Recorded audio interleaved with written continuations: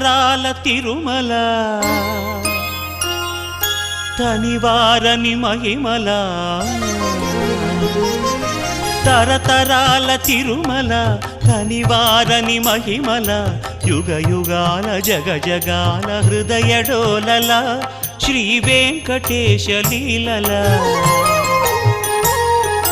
తరతరాల తిరుమల. తిరుమల నిత్య కళ్యాణం పచ్చతోరణానికి ప్రతీక.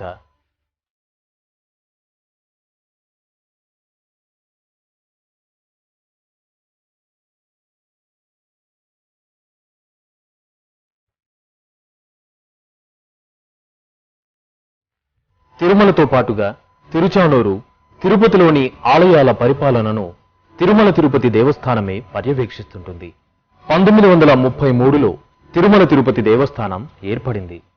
టీటీడీ ఏర్పడక మునుపు తిరుమల పరిపాలన ఎందరెందరి చేతుల్లోనూ ఉండేది. పల్లవులు, విజయనగర, సాళువ వంశరాజులు తిరుమలను ఎంతో పవిత్రంగా చూసేవారు.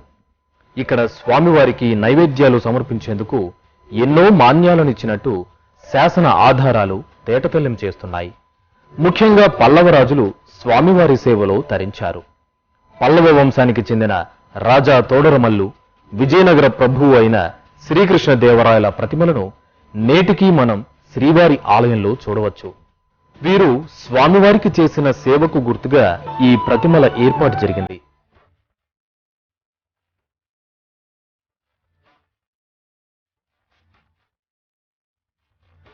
స్వామివారిని నిత్యం సేవించి తరించేందుకు సాళువ నరసింహరాయల కాలంలో ప్రసిద్ధ వాగ్గేయకారుడు తాళ్లపాక అన్నమాచార్యులు కొండపైనే నివాసం ఏర్పరచుకున్నారు. ఇలా శతాబ్దాలుగా ఎందరో శ్రీవారి సేవలో తరించారు. కాలక్రమంలో రాచరికాలు అంతరించడం, భారతదేశంలో బ్రిటిషు వారి పరిపాలన ప్రారంభమైన కాలంలో తిరుమల పరిపాలన ఈస్ట్ ఇండియా కంపెనీ చేతుల్లోకి మారింది. మద్రాసు రాష్ట్రంలో భాగంగా ఉన్న ఆర్కాడ్ జిల్లా కలెక్టర్, చంద్రగిరి తహసీల్దార్ తిరుమల ఆలయ పరిపాలనా వ్యవహారాలు చూసేవారు. అయితే హిందూ ధర్మాచరణ విషయాల్లో జోక్యం చేసుకోకూడదని విక్టోరియా మహారాణి నిర్ణయించడంతో ఉత్తర భారత బైరాగులకు తిరుమల ఆలయ పరిపాలనా బాధ్యతలు అప్పచెప్పారు. ఈ క్రమంలోనే హతీరాంజీ మఠం ఏర్పడింది. అప్పట్లో హతీరాంజీ మఠం మహంతు పరిపాలకుడిగా ఉండగా పెద్దజీయంగార్, చిన్నజీయంగార్, ఏకాంగి, అధ్యాపక అనేవారు ఆలయ కైంకర్యాలను పర్యవేక్షిస్తూ ఉండేవారు.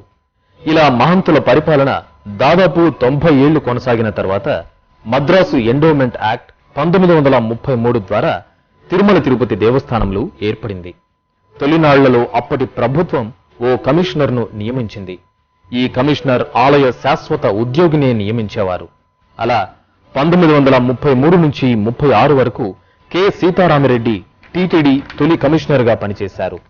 ఇలా కమిషనర్లుగా పనిచేసి ఈవోగాను, టీటీడీ చైర్మన్ గాను పనిచేసిన ఘనత మాత్రం చెలికాని అన్నారావుకే దక్కుతుంది.